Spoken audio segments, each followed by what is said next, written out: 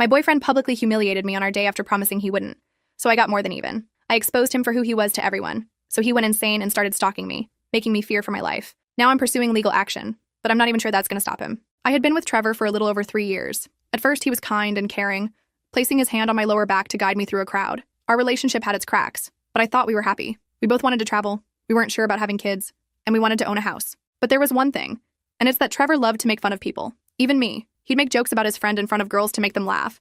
About me in front of his guy friends to make them laugh, always playing it off as just banter if I got upset. That should have been the red flag that made me end it, but he had me wrapped around his finger. Anyway, about 6 months ago, I got invited by my best friend to this snowball I had been wanting to go to. I was so over the moon, I simply couldn't hold it in. I started dancing in my room, excited about how I was finally going to feel like a princess. So when Trevor came home and told me I was going to need a lot of makeup to fit in with the rest of the girls, I felt defeated. And when I clearly got upset at his comment, he started up his usual comments of it was just a joke, that I'm overreacting, and that he can't say anything without me getting mad. He convinced me that he was just joking, and that I would look beautiful at the ball. As the ball got closer, the more and more excited I got, but Trevor sucked all the fun out of it. Every dress I showed was either too revealing or too old-fashioned, made me look too fat or too skinny. Every pair of heels was too inviting to guys or too ugly.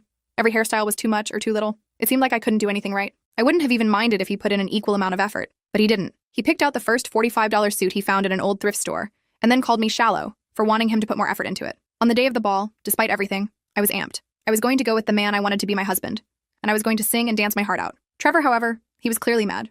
He told me many times he felt like I was just dragging him, and that he was going to prank me at some point during the night just so he could have more fun. I remember fully believing he was just joking, and that no way would he take his jokes to such an extreme and embarrass me on a day so important to me. I was so naive. The night of the ball started out fine. Trevor and I danced a little and drank just enough to be in a good mood. I kept convincing myself the entire time that this was what I wanted, that every time he'd crack a joke about how bad my makeup was, he didn't mean it, that every time he held my hips to dance and commented about how much ice cream I'd been eating lately, he was just trying to make me laugh, and that he didn't have some elaborate prank in mind. Well, that's when he excused himself to go bathroom, telling me he needed a few minutes for private manners. He came back out with a little wrapped box the size of my hand and gave it to me. He placed it in my hand, telling me he loved me, and that this his apology for acting like a jerk throughout the entire ball preparations. I remember falling in love with him all over again at that moment. My cheeks went pink, and I asked him if I should wait to open it. He told me no, and that I should do it right now, and so I did. That moment is now forever seared into my brain. The second I opened the box, a coating of purple slimy liquid shot right out of it and went straight into my face, ruining my face, my makeup, my dress, and my hair. I was covered head to toe in slimy purple liquid. Trevor started dying laughing, and the people around us stopped and just stared at me. A few even started recording. I looked up at Trevor, my eyes welling with tears, but instead of showing an ounce of compassion, he was just laughing, telling me I should see my face right now. I stood there feeling absolutely defeated, feeling like I had betrayed the little girl in me down. I wanted to scream. I pinched myself, hoping to wake up and realize this was all some messed up dream, but I never did. And Trevor just took my cheek. He told me not to cry, that it was just a joke, and asked me to please not overreact because that would make him sad on this fun day. So that's what I did. I smiled at him, laughing and telling him this was funny, and the idiot bought it. Inside me, a storm was brewing. So while he went to get us some drinks, my mind started racing at 1,000,000 miles per hour. Trevor had no idea what was coming. He thought he could publicly humiliate me for fun and get away with it, but that couldn't be further from the truth. I maintained that fake smile for the rest of the night, even though I was completely devastated inside and already plotting my revenge. I excused myself to the bathroom, where I spent 20 minutes trying to salvage what I could of my appearance while holding back tears. Some kind stranger even offered me her pashmina to cover the worst of the stains. When I came back out, Trevor had the audacity to look annoyed that I'd disappeared for so long. I started secretly recording Trevor's jokes on my phone whenever he'd say something particularly cruel, building up evidence of his behavior without him noticing. I figured if he could record my humiliation, I could certainly keep track of his everyday cruelty. The morning after the snowball, Trevor acted like nothing had even happened. But I noticed there were already several videos of my humiliation circulating online among our social circle. He'd actually shared them himself with captions like, "Watch until the end, LOL, and got her good," as if ruining a special night for me was something to be proud of. I saved every single one of them as evidence while continuing to pretend everything was normal between us. I wanted to leave Trevor immediately after what he did, but I was stuck in a tough spot financially since I couldn't afford our apartment on my own. We'd signed a lease together, and breaking it would cost thousands I didn't have. I didn't have enough saved for a security deposit on a new place, so I created a secret savings account and started putting away as much money as I could from each paycheck.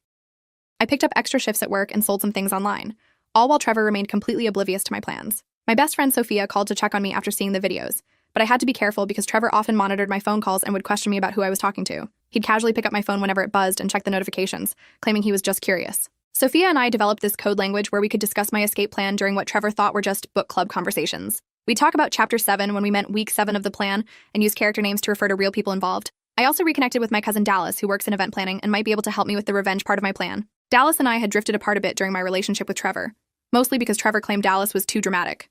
Translation: Dallas saw through his BS from day one. Trevor started getting suspicious about all the texts I was exchanging with Dallas, so we switched to communicating through a fitness app's messaging feature, since Trevor would never think to check there. The man hadn't exercised voluntarily in the entire time I'd known him. The closest he got to a workout was walking to the fridge for another beer during football games. Dallas offered to help orchestrate my revenge plan, but needed more details about Trevor's work life and schedule, so I started paying closer attention to his job schedules and the office politics he'd complain about. I realized I'd spent 3 years listening to him talk about himself, so I actually knew a ton about his workplace dynamics without him realizing it. I discovered that Trevor's company was planning this major client presentation where he would be the center of attention, which seemed perfect for what I had in mind. He'd been bragging about it for weeks, saying how it was his chance to really impress the higher-ups and possibly get a promotion. The only problem was that security was pretty tight at his workplace, so I befriended his coworker TJ, who also had issues with Trevor's jokes, since Trevor would mock TJ's stutter behind his back. TJ revealed to me that Trevor had been making fun of his speech impediment for months, but he was afraid of workplace retaliation if he reported it. He showed me some genuinely cruel text messages Trevor had sent him, including one where Trevor had recorded an audio clip mocking TJ's speech pattern after a presentation. We formed an alliance pretty quickly after that conversation,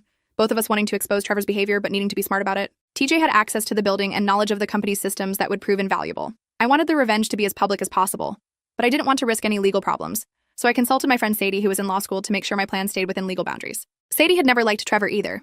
She'd witnessed him belittling me at a party the previous year and had tried to warn me about his behavior. Sadie advised me on what would constitute harassment, but also warned me about potential backlash, which made me refine my plan to make everything appear more coincidental rather than a deliberate attack. She helped me understand exactly how to gather evidence without breaking any laws myself. Through all my research and planning, I learned that Trevor had this severe fear of public embarrassment, despite how comfortable he was embarrassing others. He hid this vulnerability really well, but I'd seen how he'd react when he was the butt of jokes, so I decided to target this specific insecurity in my revenge plan. He could dish it out, but absolutely couldn't take it.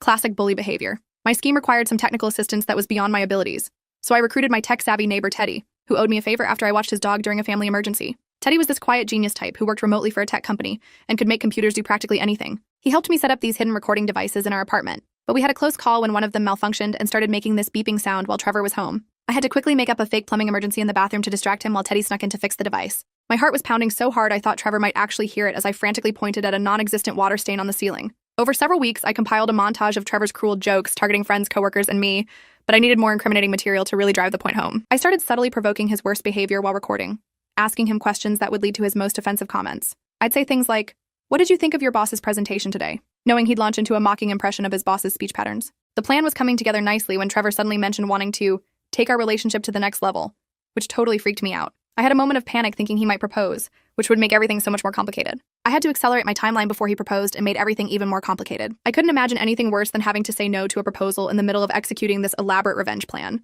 As Trevor's big client presentation approached, I needed to gain access to the venue beforehand to set things up. I volunteered to help TJ with some prep work, which got me a visitor's pass to the building. I even brought homemade cookies for the security team, establishing myself as a friendly face they wouldn't question too much. While I was there, I scouted the conference room where the presentation would happen, but noticed security cameras everywhere. This wasn't as simple as I'd initially thought. I carefully mapped out their blind spots and timing patterns so I'd know where I could move without being recorded later. I didn't want to leave any evidence that could be traced back to me. This had to look like a technical glitch or Trevor's own doing if possible. Dallas helped me create a fake email account that mimicked Trevor's boss's email, but our first draft looked kind of suspicious. We kept going back and forth, tweaking the wording and formatting until it was right. We studied his boss's writing style from company newsletters and announcements to perfect our forgery and make it more convincing. Dallas had an eye for these details from his event planning work. He was used to matching corporate tones perfectly. The fake email instructed Trevor to prepare an additional personal introduction segment for his presentation. He was initially suspicious about this last-minute change, so I casually mentioned overhearing his colleagues discussing presentation changes to make him believe it was legitimate. I said something like, "Oh, didn't your boss email everyone about the new format? I thought I heard TJ mentioning it on the phone yesterday." Trevor ended up staying up late working on his new introduction, stressing about getting it right, so I helpfully suggested he include personal anecdotes about his colleagues to seem more relatable and engaging. I even helped him brainstorm stories that I knew would lead to him making slightly inappropriate comments, all while pretending to be the supportive girlfriend. TJ gave me the final presentation schedule, but the timing was going to be really tight, so Sophia helped me practice our timing down to the second, so we wouldn't mess it up. We ran through the whole sequence multiple times in her apartment, using a stopwatch to make sure everything would go smoothly on the day. I needed Trevor to wear a specific suit to the presentation that would be easily recognizable in the video evidence I had,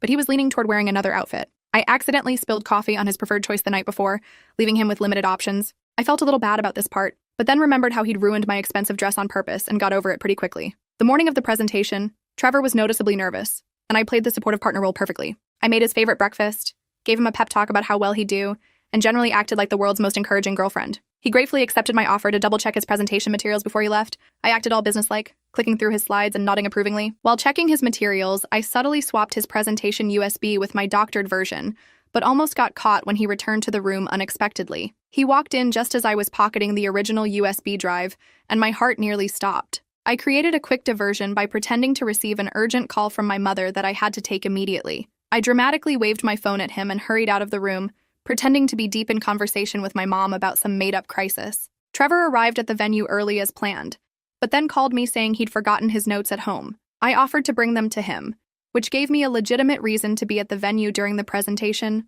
This was actually perfect since I needed to be there anyway for the plan to work. It was like the universe was helping me get revenge. When I arrived at the venue, security was even tighter than I'd expected, but I had brought homemade cookies for the office staff, which helped me get through with minimal questioning. Most security guards aren't suspicious of someone bringing baked goods, in my experience. I've found that people letting their guard down around food is a universal constant. I needed to access the AV room to finish setting up my plan, but found it locked when I got there. Fortunately, I used the access card TJ had accidentally left in the folder with Trevor's notes that I was delivering. TJ had been incredibly helpful throughout this whole process, motivated by years of Trevor's mockery. Once in the AV room, I quickly installed Teddy's custom program on the presentation system, but it required an admin password I didn't have. I had a moment of panic, thinking the whole plan might fall apart at this critical moment. I used the one TJ had obtained from the IT department during what he called routine maintenance the day before. TJ had casually mentioned computer troubles to the IT guy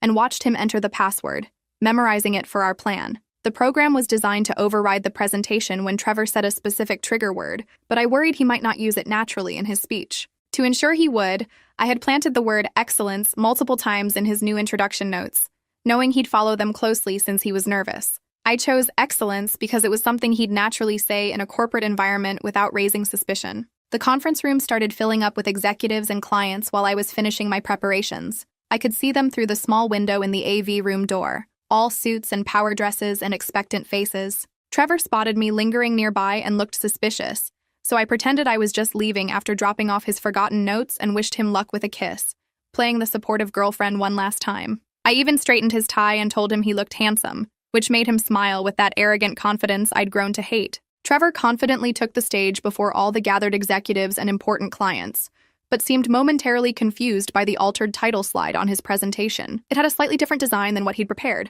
but nothing obviously wrong. He recovered quickly, improvising and attributing the change to creative marketing by the design team. I was watching from the back of the room, heart pounding so hard I thought people might hear it. He began his personal introduction as instructed in the fake email, completely unaware of what would happen when he said the trigger word. I could see he was actually proud of this introduction, thinking it showed his personal side in a professional way. He dramatically emphasized excellence while talking about the company's standards, which immediately activated Teddy's program. The screen suddenly switched from his PowerPoint to my compiled video of Trevor's cruel jokes and pranks. There was a moment of panic when the audio wasn't working properly, but I remotely triggered the backup Bluetooth speakers we had hidden throughout the room the day before. TJ had helped me place them under tables and behind plants where they wouldn't be noticed. The video showed Trevor mocking his boss's lisp in private conversations, and his frantic attempts to stop the presentation failed completely. He was pushing buttons on his laptop and the podium controls, but nothing was responding. The entire room witnessed him calling the CEO a pathetic man-child with a speech impediment, in crystal clear audio. The CEO's face went from confused to absolutely furious in about 3 seconds flat. Trevor desperately tried unplugging the projector to stop the video, but the system was running on multiple redundant connections that TJ had set up, so the video continued playing on all screens in the room simultaneously. He even tried to stand in front of the main screen, but there were too many displays for him to block. The footage transitioned to show Trevor belittling TJ's stutter, and when Trevor claimed it was some kind of deepfake, the video seamlessly showed multiple instances from different days with consistent background details that proved its authenticity. You could see the color draining from his face as he realized how thoroughly he'd been caught. Trevor attempted to blame the whole thing on a technical glitch, but the video then showed him explicitly planning the purple slime prank for the snowball, proving his premeditation to everyone watching. This part included him shopping for the most permanent, hard-to-remove slime he could find, specifically mentioning that he wanted something that would really ruin her night. Security personnel started moving toward the AV controls to try to stop the presentation, but I had already left the area, so they couldn't stop it in time. I was watching everything unfold from a perfectly innocent position at the back of the room, my expression carefully arranged to show the same shock everyone else was displaying. The compilation continued with clips of Trevor mocking female executives' appearances, and when he tried claiming it was taken out of context, the video included enough before and after context to completely disprove his defense. There was no way to misinterpret him saying one executive's pregnancy made her look like a beached whale, or that another had a face that would make radio a good career choice. Trevor's face grew increasingly red as the video showed him joking about clients' accents and foreign names.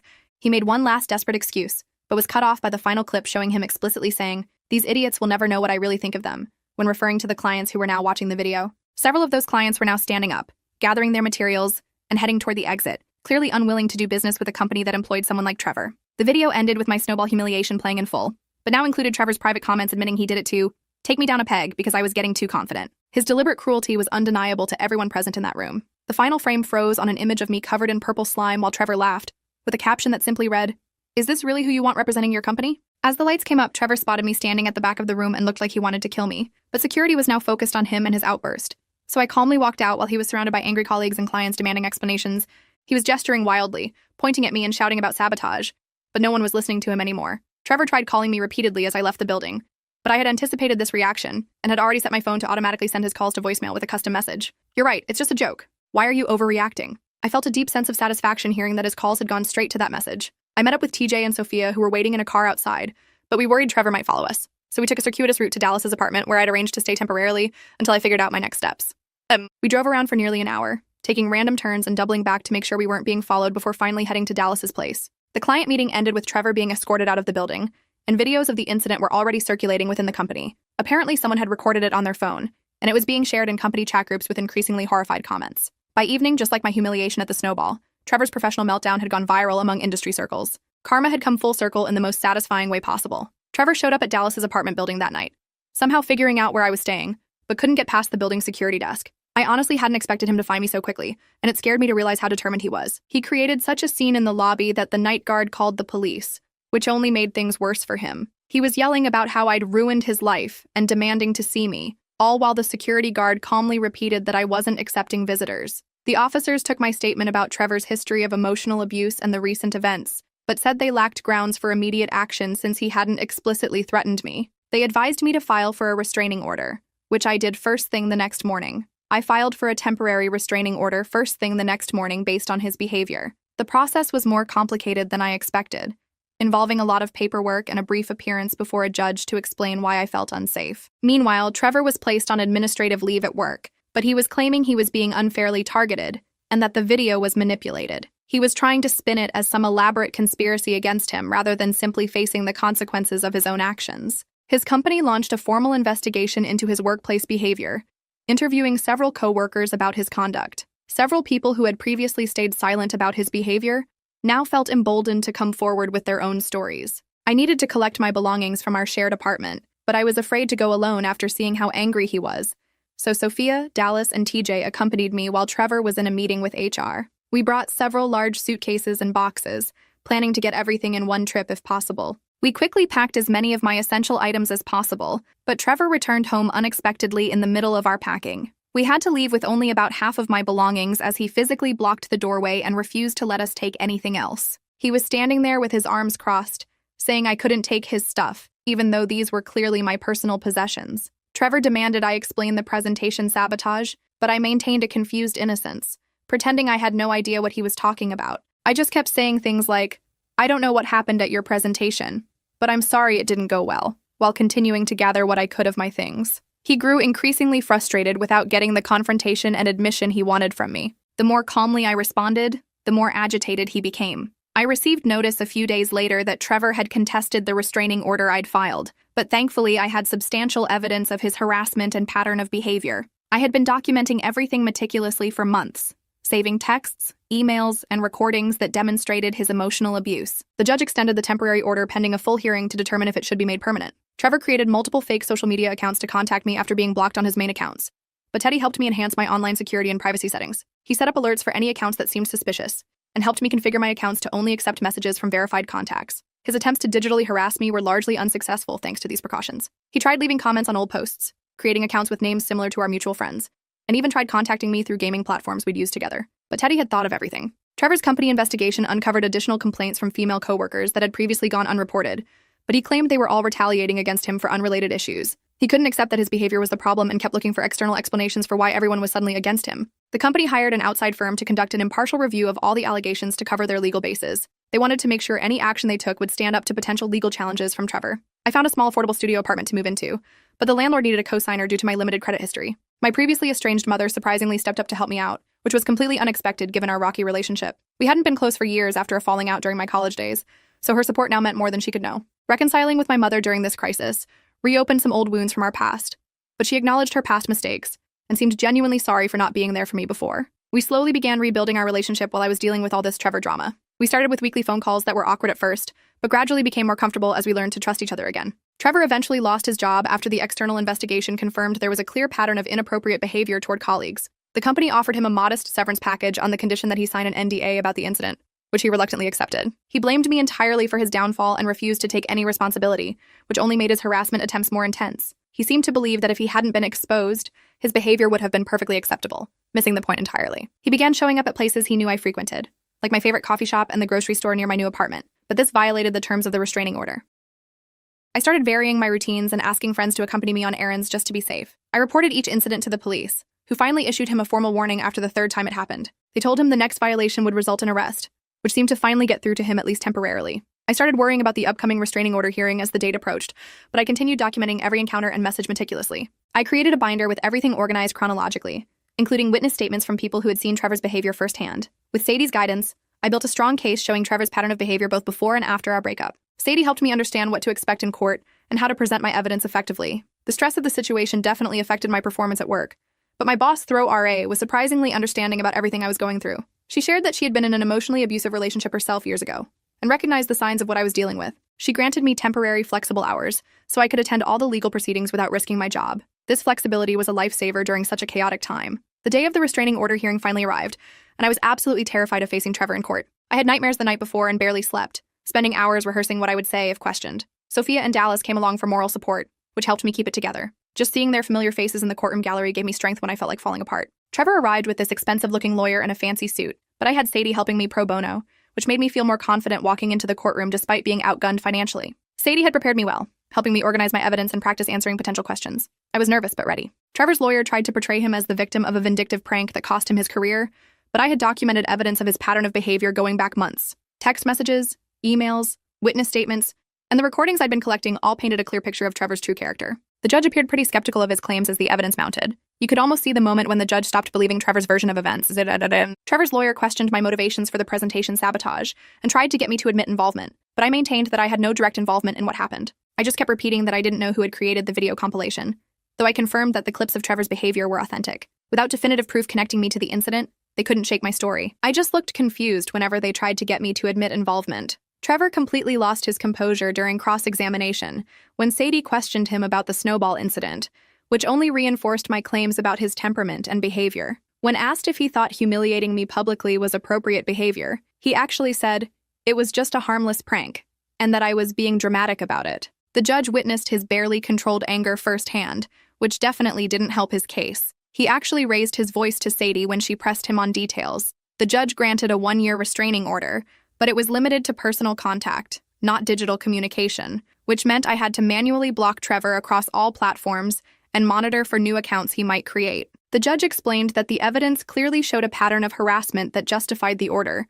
but that the digital restrictions were more difficult to enforce given current laws. I was disappointed but understood the limitations. Trevor's lawyer immediately filed an appeal against the restraining order, but the process would take months to resolve. In the meantime, the existing order remained in effect, giving me some peace of mind. I could at least know that he couldn't legally come near my home or workplace without consequences. I felt momentary relief after the court victory, but I still had to retrieve the rest of my belongings from our old apartment. The judge authorized a police escort for a specific date and time so I could get my stuff without another confrontation. I was nervous about seeing the apartment again, but determined to get back what belonged to me. When I arrived with the police escort to collect my remaining possessions, I discovered that many of them had been damaged or destroyed. My books had pages torn out, photo frames were smashed, and some of my favorite clothes had been cut up with scissors. Trevor claimed it happened during cleaning and wasn't intentional, so I could only document the damage without any immediate recourse. The police officers couldn't do anything since there was no way to prove when or how the items had been damaged.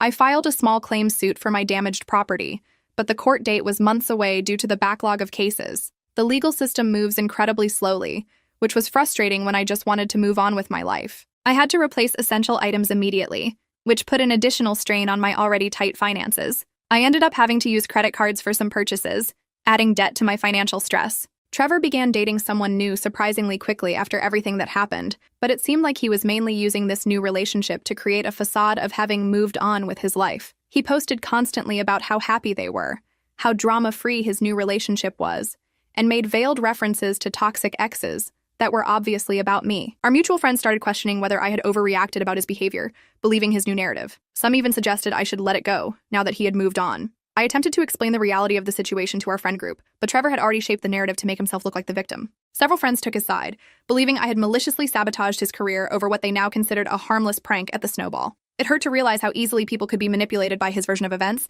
despite having witnessed his behavior themselves. The divided friend group created additional stress in my life, but Sophia stood firmly by me throughout everything. She never wavered in her support, even when mutual friends tried to get her to see both sides. We focused on building new social connections through her volunteer work at a local community center, rather than trying to win back people who'd chosen sides. The volunteer work gave me a sense of purpose and introduced me to people who knew nothing about the Trevor drama. At one of Sophia's volunteer events, I met this guy PR, a kind physical therapist who was volunteering his services. He was helping seniors with mobility exercises and had this gentle, patient demeanor that immediately stood out to me. I was extremely hesitant to share my recent experiences with anyone new, so I kept our conversations light and impersonal initially, not wanting to dump my baggage on someone I just met. The last thing I wanted was to be defined by what had happened with Trevor. PR and I developed a friendship over several volunteer sessions, and I started to open up a little more about what I'd been through. He was a good listener and never pushed for more information than I was comfortable sharing. Somehow Trevor discovered this new connection, probably through mutual acquaintances, and began spreading rumors that I had been cheating with PR during our relationship, which was completely false since I'd only met him after moving out. These rumors were particularly hurtful because fidelity had always been important to me. The rumors about PR and me eventually reached our volunteer group, but PR calmly addressed them directly instead of getting defensive or disappearing like I feared he might. He simply stated the timeline of when we'd met and pointed out the impossibility of the claims. Most people recognized the falsehoods for what they were, especially since the timeline didn't make any sense. They'd all seen me start volunteering after my breakup with Trevor. PR's supportive response to the rumors drew us closer together, but I remained extremely cautious about getting romantically involved with anyone so soon. I was still processing everything that had happened and didn't fully trust my own judgment yet. We established clear boundaries as friends first, both agreeing that taking things slow was the healthiest approach given what I'd just been through. PR respected these boundaries completely, never pressuring me for more than I was ready to give.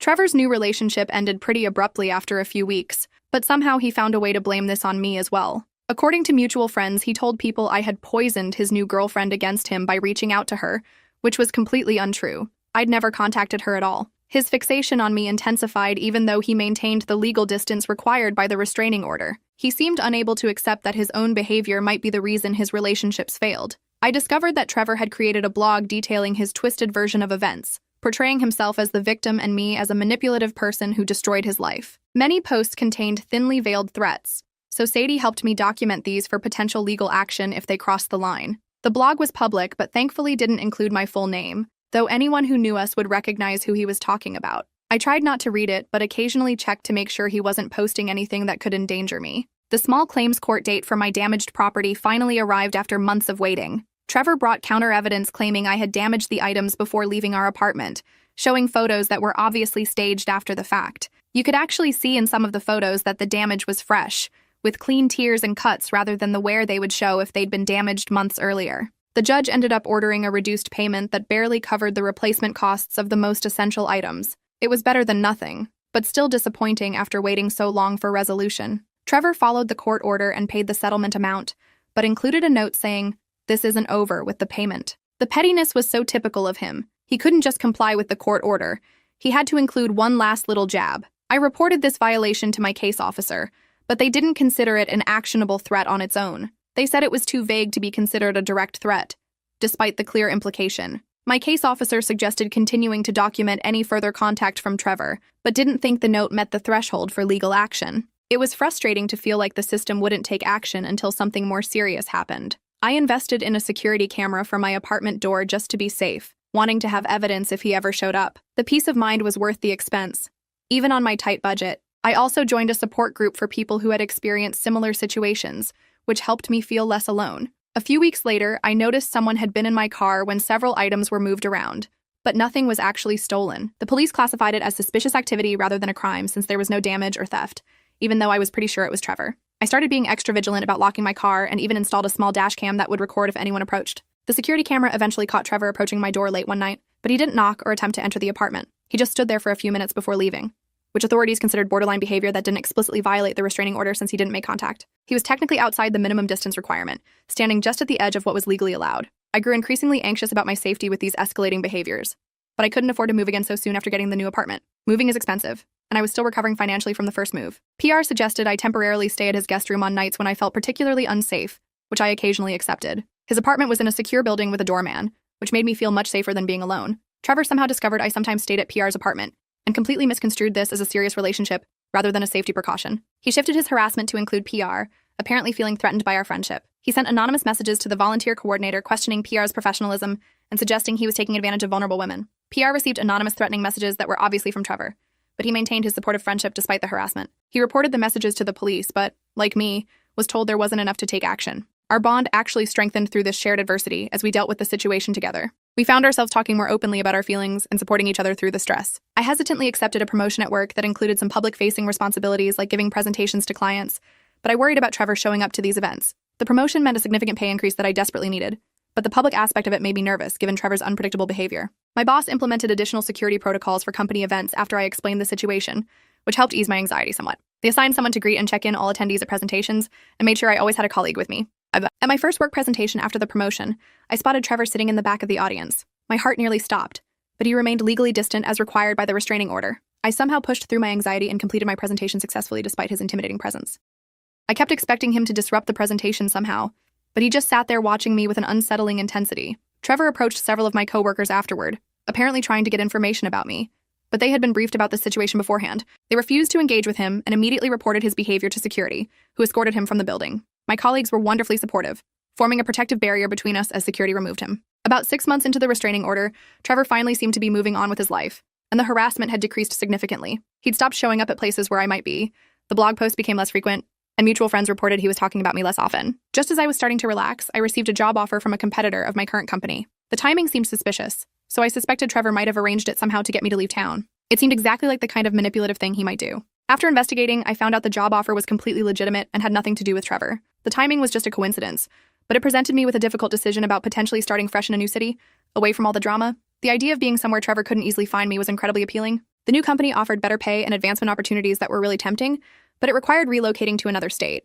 I faced a difficult decision about whether this was the right move, or if it would seem like I was running away from the situation. I worried that moving might feel like Trevor had won by forcing me out, but I also recognized that a fresh start might be exactly what I needed. PR encouraged me to consider the offer based on its own merits rather than as an escape route, but he admitted he would really miss me if I moved away. We had grown much closer over the months, supporting each other through Trevor's harassment and spending more time together outside of volunteering. We finally acknowledged that our feelings for each other had grown beyond friendship during all these months of support. We had our first real date at a quiet restaurant where we talked for hours about everything except Trevor. It felt like the first normal, happy experience I'd had in ages. After a lot of consideration, I decided to accept the job offer, but negotiated a delayed start date so I'd have time to properly transition my life and figure out what was happening with my relationship with PR before making such a big move. The new company was eager to have me join their team and was flexible about the timing, which was a huge relief. Trevor somehow learned about my planned departure and saw it as me running away from him rather than advancing my career.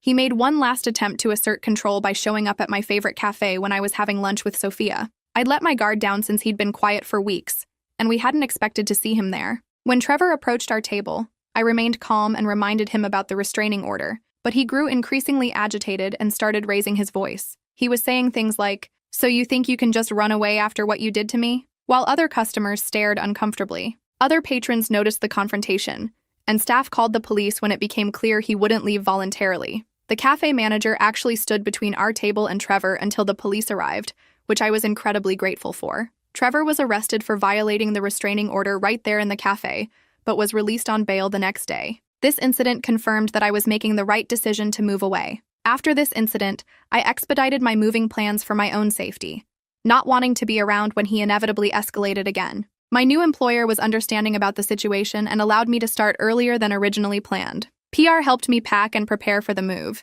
but we struggled with defining what our long-distance relationship would look like. We had only been officially dating for a short time, but our connection felt significant after everything we'd been through together. We agreed to visit each other monthly and reevaluate where things stood after 6 months, neither of us wanting to give up on what we'd built together. PR surprised me by researching job opportunities in my new city, although he couldn't relocate immediately due to his current contract. Trevor's violation case for the cafe incident went to court, but he ended up pleading guilty to avoid a full trial that would have looked bad for him. He received probation and mandatory counseling as part of his sentence, which seemed pretty lenient given his pattern of behavior. I was disappointed by the outcome, but relieved that there was at least some official recognition of his violations. The court mandated Trevor attend weekly therapy sessions as part of his probation, but he initially viewed this as punishment rather than an opportunity for growth. His first progress reports showed minimal engagement according to the court documents Sadie obtained for me. He was going through the motions but not actually participating in the therapeutic process in any meaningful way. I settled into my new city and job pretty quickly, but missed PR deeply despite our regular video calls. The job itself was challenging in a good way, with colleagues who knew nothing about my history with Trevor. It was refreshing to be seen for my professional abilities rather than as that girl from the purple slime video or Trevor's ex. We planned for him to visit during my first month in the new place so we could see how the distance felt in reality. I spent days cleaning and preparing my new apartment, wanting everything to be perfect for his visit. PR's visit confirmed that our relationship could potentially survive the distance, but the career opportunities keeping us in separate cities created an ongoing challenge. We had a wonderful week together exploring my new city, but saying goodbye at the airport was harder than I expected. We created intentional routines to maintain our connection, with scheduled calls and virtual date nights alongside the monthly visits. We even started watching the same TV shows so we could discuss them together, creating shared experiences despite the distance. Trevor's therapist apparently had some kind of breakthrough with him after a few months of sessions, according to what mutual friends told me. He had apparently started actually engaging with the process and recognizing some of his behaviors as problematic. I remained skeptical of this supposed change, maintaining all my security precautions despite reports of his improvement. Old habits die hard, and I wasn't taking any chances based on secondhand information.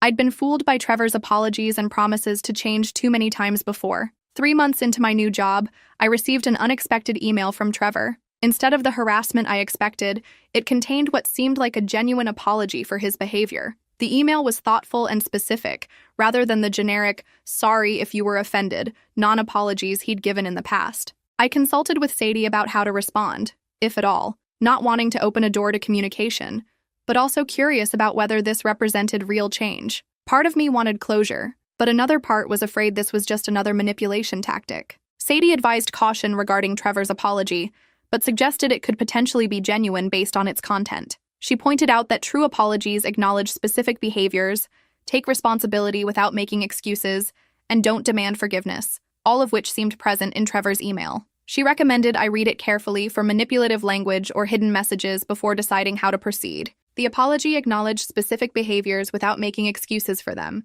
which was different from Trevor's usual deflection tactics. He actually wrote about recognizing his pattern of using humor to hurt others and how therapy had helped him see the damage he'd caused. It also didn't request forgiveness or ask for renewed contact, which made it seem potentially sincere rather than manipulative. There was no, "so now can we be friends again?"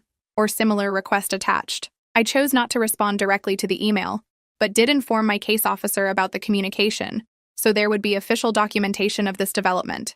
I wanted everything on record in case this was the beginning of a new pattern of contact, rather than a one-time message. Trevor respected my decision not to respond to his apology, which was surprising given his previous persistence. His therapist contacted me a few weeks later requesting a mediated session, which I declined. I wasn't ready to be in the same room as Trevor, even with a professional present. Instead, I sent written questions I wanted answered about his behavior and motivations. I wanted to understand why he had become so fixated on humiliating me and others. Trevor provided thorough answers to my questions through his therapist, showing more self-awareness than I'd ever seen from him. He explained how his own insecurities had driven his need to put others down and how he'd mistaken cruel humor for wit. His answers didn't excuse his behavior, but did provide some context that helped me process what had happened. I remained unwilling to meet in person despite this progress, so we maintained this indirect communication through the therapist as a buffer. This arrangement felt safe while still allowing me to get the closure I needed. PR supported my cautious approach to Trevor's apparent change, but worried about Trevor's continued presence in my life in any capacity. He understood my need for closure, but was concerned about Trevor potentially finding ways to manipulate the situation. We had our first serious disagreement about how to handle the situation, with PR feeling I should cut all ties completely. The distance between us and this disagreement put a significant strain on our relationship for a while. We struggled to communicate effectively about such a sensitive topic over video calls. We committed to working through it rather than giving up, and PR eventually applied for positions in my new city so we could be together. We both recognized that this disagreement was partly fueled by the stress of long distance and partly by PR's protective instincts rather than fundamental incompatibility. PR received a job offer at a hospital in my new city after several interviews, but it paid less than his current position back home. We had to carefully consider the financial implications alongside the emotional benefits of being in the same place. We spent hours creating budgets and 5-year plans, trying to make a rational decision about what was best for both our careers and our relationship. Meanwhile, Trevor completed his court-mandated therapy, but continued sessions voluntarily according to mutual friends. His therapist reported significant progress in addressing his underlying behavior patterns and anger issues, which surprised everyone who knew him. Some friends who had initially sided with him even reached out to apologize to me for not understanding the full situation. As the 1-year restraining order approached its expiration date, I was uncertain about whether I should pursue a renewal. Part of me wanted to maintain the legal protection, but another part wanted to move forward without continuing the legal battles. I consulted both Sadie and my own therapist about my options and what would be best for my ongoing recovery. They both suggested carefully considering whether renewal was truly necessary based on Trevor's recent behavior, but reminded me it was entirely my decision, and I shouldn't feel pressured either way. They emphasized that my safety and peace of mind were the priority, regardless of Trevor's apparent progress. After a lot of reflection, I decided not to renew the restraining order since there hadn't been any concerning behavior for several months. The process of renewing would mean another court appearance and potentially reopening wounds that were finally starting to heal. I did establish clear boundaries through our lawyers, so Trevor knew exactly what types of contact would be considered harassment if he reverted to old patterns. This gave me some protection without requiring the full legal process. PR finally moved to my city after working out a compromise with the hospital about his compensation package. They couldn't match his previous salary but offered better benefits and a clear path to advancement that made the move financially feasible. He needed some time to adjust to his new position and the move, so we continued building our relationship slowly and intentionally rather than rushing into living together immediately. We decided to wait at least 6 months before considering moving in together, giving ourselves time to adjust to being in the same city again. Trevor eventually moved to another state for a fresh start, according to mutual friends. He sent one final message through his therapist letting me know he was continuing to work on his issues with professional help, which gave me some closure on that chapter of my life. The message included his new contact information, just in case, but acknowledged that he didn't expect me to use it. Months passed without any contact from Trevor, but occasional memories of the relationship and its dramatic end still affected me sometimes, especially around anniversaries of significant events. The first anniversary of the purple slime incident was particularly difficult, bringing back feelings of humiliation and anger I thought I'd moved past. PR and I developed healthy ways to process these moments together as I continued healing from the experience. He was patient when I needed to talk about it and supportive when I needed distraction. 1 year after moving to the new city, my life had transformed completely in ways I never could have imagined when I was still with Trevor. My career was thriving with a recent promotion to department head, and PR and I had finally moved in together, creating a home that felt truly safe for the first time in years. Our relationship had grown stronger through all the challenges we'd faced, and we were talking about long-term future plans together. The occasional nightmares about Trevor had mostly faded, replaced by plans for our future together and the life we were building. I still maintained some precautions out of habit, keeping my social media accounts private and using a P.O. box for mail, but the constant hypervigilance had subsided as I realized Trevor was truly out of my life. I no longer jumped when my phone rang or worried about running into him around every corner. My relationship with my mother continued to strengthen through weekly calls and quarterly visits, healing a relationship I thought was permanently broken. We'd worked through a lot of our past issues in family therapy, and she had become one of my biggest supporters. Sophia had moved nearby for a job opportunity, bringing our friendship full circle as we now volunteered together at a women's shelter, where I occasionally shared my story to help others recognize relationship red flags before they escalate. She was dating TJ now, which was a sweet, unexpected development that came from all this chaos. TJ had become a good friend too, having also moved past the Trevor chapter of his life and gained confidence in a new company where his ideas were respected. His stutter had improved significantly as his confidence grew, and he'd been promoted twice since leaving Trevor's old company. The final thread of that painful time came when Trevor's old company contacted me about using my experience anonymously in their workplace harassment training programs. After careful consideration, I agreed, finding unexpected closure and knowing my ordeal might prevent someone else from suffering similar treatment. I worked with their HR team to develop a case study that highlighted the warning signs and impact of workplace bullying. When a mutual acquaintance mentioned running into Trevor in his new city, apparently sober, in therapy, and working a steady job, I felt nothing but a detached wish for his continued recovery and growth. There was no anger, no fear, just a vague hope that he had actually changed for the better and wouldn't hurt anyone else the way he'd hurt me. That evening, as PR and I walked home from dinner, he squeezed my hand and asked if I was okay after hearing about Trevor. I realized I genuinely was. The woman who had once smiled through humiliation to please an abuser was gone. In her place stood someone who understood her worth, demanded respect, and had built a life filled with authentic love and support. Trevor no longer had power over my thoughts or feelings. I had not only escaped his orbit, but created a new universe entirely my own. And it was so much better than anything I could have imagined while opening that purple slime box at a fancy party 18 months ago.